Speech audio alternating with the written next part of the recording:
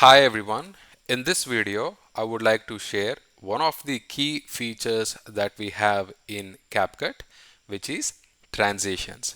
So I am going to share some important tips for you from now so that you can use these tips while editing your videos with CapCut. So with the very first one is transitions. Once you click on transitions, you see various options here like slice reveal, cube shuffle, mix. So these are all beautiful transitions. So if you want a smooth transition between scenes, you have to you may have to add these transitions. So let's say for example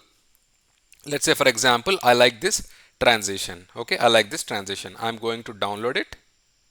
Didn't look okay, and all you need to do is you have to drag it and place it between scenes. Now, if you play Hi, the video, I am Naresh. Have you ever made a video that just didn't look right? see the transition was so smooth. I'm gonna play from here. Didn't look right. So this is how you can use transitions. Let's say for example, there is another transition. So this is called whoosh. It's another transition. Maybe you like it and you want to add this transition between scenes. All you need to do is you can download Didn't look. and just drag it and put it between the scenes. So we have added the second transition here. Now let's play and see how it looks like.